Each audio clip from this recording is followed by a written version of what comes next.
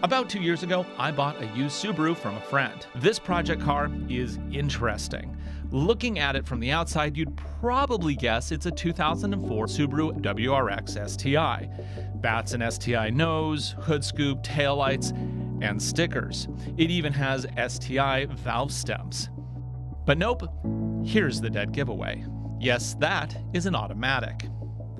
If you're not into Subarus, you need to know that Subaru never sold a WRX STI in the States with an automatic transmission. So what is the story here? My friend's job requires him to do a lot of driving, especially in rush hour traffic. That means driving an automatic isn't unreasonable. He also really liked the WRX STI that Subaru had just started selling in North America that year. But without an automatic, it was simply a no-go.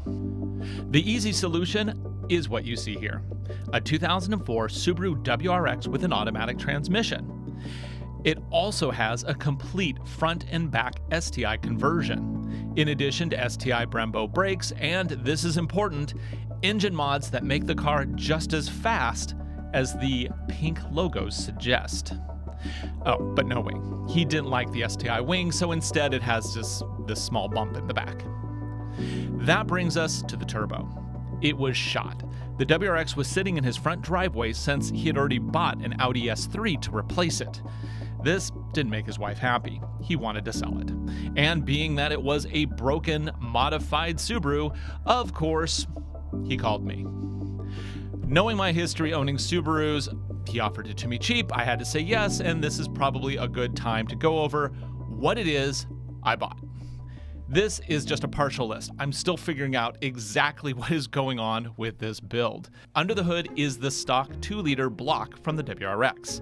It has what appears to be a Grimspeed ported intake manifold, an SPT cold air intake, STI intercooler, Cobb downpipe and exhaust, Cobb lightweight pulley, TGV deletes, STI injectors, and STI motor and transmission mounts. That's just what I figured out so far. In addition, it also has STI lateral and trailing links, strut mounts, bushings, timing belt, pedals, those STI body parts I mentioned earlier. Basically, his builder just threw the whole STI parts catalog at this. It even has a set of STI pink coilovers from Japan and a lightweight set of 18-inch OZ Alligarita wheels wrapped in a set of, now very old, Michelin Pilot Supersport 225 40s. The sound system was a Kenwood touchscreen, hot stuff in 2004, but unfortunately the car was broken into in front of my house and somebody stole it. Who does that? Who steals a crummy old stereo these days? Anyway, the car also came with a box with some extra spares, and in that box was an extra ceramic-coated TD04. Yep, that is a ceramic-coated stock turbo to the WRX. I'm not a huge fan of turbo lag, and though I've never driven this car with the old turbo, I can pretty much guarantee a big turbo and small 2-liter WRX engine meant it had pretty awful lag. So I decided to start from the beginning in a way, and install the stock turbo. I had it anyway. Seemed a shame not to use it. I can always go bigger later, right? Right? From a North American perspective, you would call this roughly a stage 2+ build. But installing a turbo isn't just bolt and go. Once installed, the whole hardware cocktail has to be tuned. And that is where this little guy comes in. This is the Cobb Accessport. It allows me to modify the way the car handles air and fuel at very specific RPMs by reprogramming the car's computer. Or, more accurately, it allows this guy to do that for me. That's Paul from Drive Autosports in Woodinville, Washington. He is a professional tuner. Before we can tune the car, we need to be able to measure exactly what is going on. For this, we attach it to a dyno. Now, there are several types of dynos. This is a Dynapack. It requires that the wheels be removed and the car physically attached. Some just require tie downs, but they basically all do the same thing, measure torque at the wheels. He'll use the Accessport tuning software to modify the map accordingly. The Accessport does allow him to adjust air and fuel mixes, as well as modify idle. Tuning is pretty unique that we can compensate for pretty much anything the car is encountering, whether it's performance, economy, a suite of modifications, or simply making something run better than it originally did from the factory given our current location. The Cobb Accessport's a pretty unique tool that's out there for Subaru, Mazda, Ford, and a couple other platforms. It's unique because it gives us the ability to tune the vehicle real time, and it gives the end user the capability of changing maps and monitoring parameters on their own. So it's a pretty nice device. On our pump fuel that we see around here, from a Cobb off-the-shelf tune, they run around 10:1 flat air fuel ratio in the higher power ranges. On most 2.5s, you can lean that out a bit and pick up a little more power, up to around 11.5. But occasionally you're going to see dips down to around 9.9. All these things aren't necessarily bad. What we're doing in a lot of these cases is using fuel for cooling, and that's an okay thing to do. It provides a little more octane, knock resistance, and makes the car a little happier. Does it sacrifice some economy? Yes, but if we're doing a power tune, we can do that. So there's some variation there, but that's kind of the standard.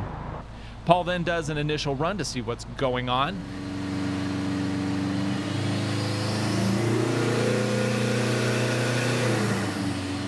Already, we have a problem. Good, so what we're going to do now is just look at the rest of the modifications and make sure that we're absolutely accurate in what we have. Potential that since it has TGV deletes and some other mods, maybe it has upgraded fuel injectors, so let's find out. Of course, it turns out Paul was right. So when a customer calls us up, it helps a lot if they know a lot about their vehicle. In the event that you don't, we have to spend a lot more time digging into it and finding out what's in there. It really complicates the process, and knowing what's in the car helps a lot in expediting it and making it right the first time. Found out there was some more modifications to the fuel system that we didn't expect, and we took care and calibrated for all of that as well. After making some modifications to the tuning map, Paul makes another run.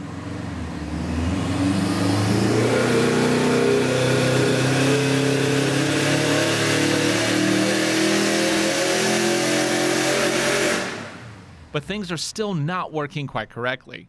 Checking over the engine, the crew decides to pull the plugs.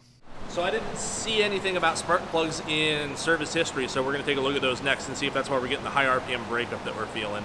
Otherwise, the fueling thing is solved. It does seem to have STI fuel injectors in it. If you haven't seen plugs that need to be replaced, this is a great example. These are old. One is even cracked. And number 4, yeah, completely mismatched. With a new set finally in, 20 minutes later, the process starts yet again.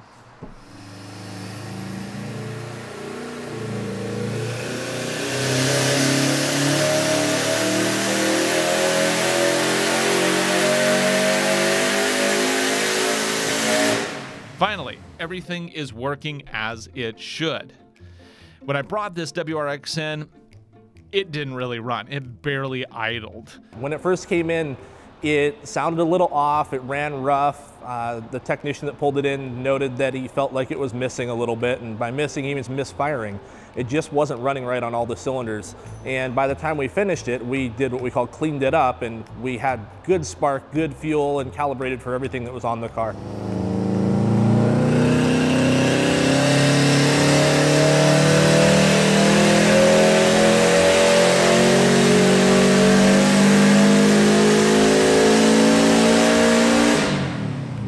Now it runs perfectly smooth. When it was new nearly 14 years ago, this 2004 Subaru WRX was rated at 227 horsepower at the engine crank. Because it has an automatic transmission, that means it also has quite a lot of what's called parasitic power loss. That is power lost in the transmission before it hits the wheels.